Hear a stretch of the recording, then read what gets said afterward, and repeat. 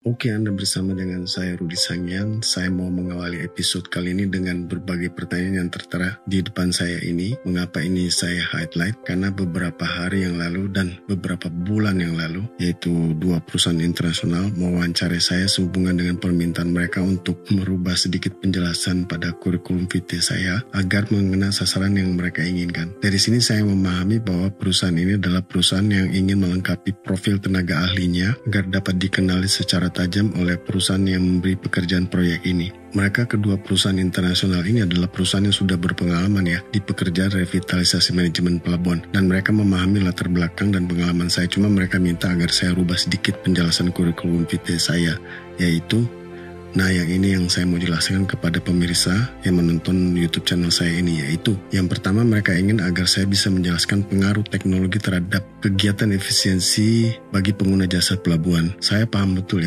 karena baik mereka maupun saya telah mengetahui secara pasti bahwa online saja itu tidak cukup bisa membuat pengguna jasa pelabuhan dapat melakukan efisiensi. Itu yang pertama Yang kedua adalah, dan ini yang agak membuat saya tersentak, adalah mereka menanyakan what is your methodology in order to improve the port. Saya katakan berdasarkan pengalaman praktisi saya mengelompokkan pelabuhan itu ada 3P.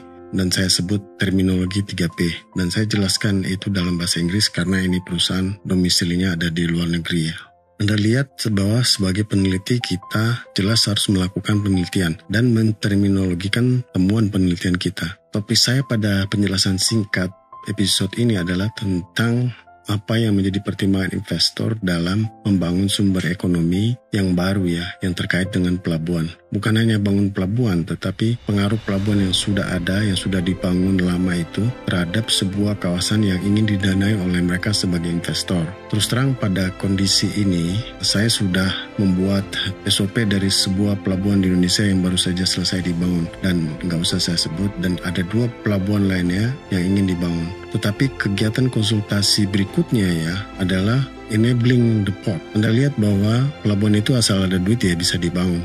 Tapi masalah berikutnya adalah how to enabling the traffic of the port. Anda bisa pelajari pelabuhan-pelabuhan di Eropa, pelabuhan ternama dan pelajari bagaimana mereka masih belum puas dan ingin terus berinovasi agar terjadi penambahan traffic pelabuhan.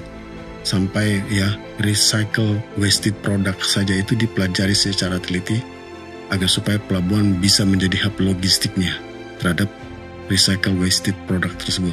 Saya baca dan mengikuti perkembangannya. Pada slide berikut saya ini adalah penjelasan yang mendasar bagaimana pertimbangan investor untuk membangun sumber ekonomi baru. Investor negara lain biasanya ingin memperluas target marketnya dengan cara membangun manufacture network dan distribution channelnya. Berdasarkan wawancara dan diskusi saya dengan sebuah perusahaan komoditi sekunder yang ternama lain lagi ini yang baru 1 bulan yang lalu. Mereka ingin membebaskan berbagai lahan di Pulau Jawa dan ingin membangun kawasan industri manufakturnya. Dan ada 3 komponen cost utama yang mereka sebut, yaitu cost of land, cost of labor, dan cost of logistic. Cost of land ini mereka tekankan yang padat hidro. Nah, tentang cost of labor atas community mereka itu, mereka sudah punya standarisasi. Karena perusahaan ini statusnya sekarang PMA dan sudah beroperasi lama di sebuah bilangan kawasan tertentu dengan puluhan ribu tenaga kerjanya. Tentang cost of logistik saya secara diskusi ketat dengan sebuah badan penelitian dan pengembangan instansi terkait itu sudah clear dan sudah saya sampaikan kepada menteri terkait. Tetapi pada kegiatan penelitian ini saya ditantang berdiskusi langsung dengan seorang investor yang mana dia challenge, dia argue, dia debat tentang konsep saya itu, dan itu berlangsung lama dan akhirnya dia paham.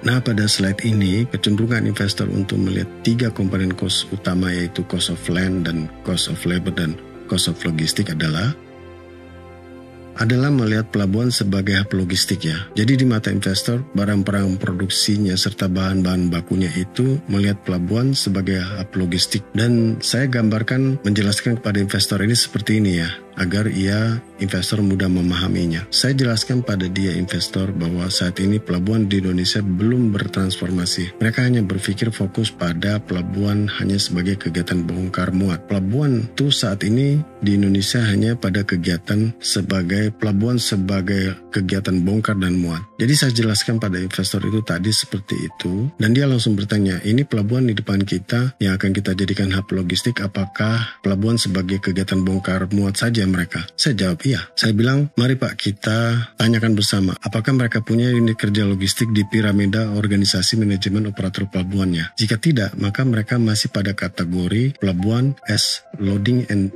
discharge atau pelabuhan sebagai kegiatan bongkar muat saja. Indikator yang kedua adalah mereka tidak tahu siapa pemilik barang yang dikuasakan sampai diberitahukannya secara online. Selama belum ada penyampaian online, operator pelabuhan tidak tahu siapa pemilik barang yang dikuasakan original cargo owner. Dan kalau kapalnya sudah bertambah lama, belum juga disampaikan secara online siapa pemilik barang yang dikuasakan, maka terpaksa barangnya dipindahkan dari lini satu pelabuhan ke lahan penyangga melalui kegiatan pemindahan relokasi, dan itu sudah berbiaya logistik tinggi. Lalu nanti kalau kita investor mau gunakan pelabuhan sebagai hub logistik itu jadi gimana? Oh gampang Pak, kita bikin dermaga di sebelahnya, jadikan operator pelabuhan dan sekaligus sebagai transformasi perusahaan manufaktur Bapak. Memiliki pelabuhan sendiri, ada tambahan income dari pelabuhan tersebut, dan kalau ternyata pelabuhan tersebut tidak berbiaya logistik tinggi, maka kapal-kapal akan sandar di tempat itu. Jadi sahabat logistik, pelabuhan itu sebagai hub logistik seperti pada gambar ini. Dan ruang lingkupnya saat ini, pelabuhan hanya berpikirkan sebagai ruang lingkup port management, bukan pada ruang lingkup port supply chain. Pelabuhan harus melakukan transformasi ya, dari pelabuhan as a loading discharge, dan tidak hanya itu, menjadi industrial port, dan terus berkembang menjadi port as a hub logistic chain, dan menjadi terhubung baik secara domestik maupun secara global.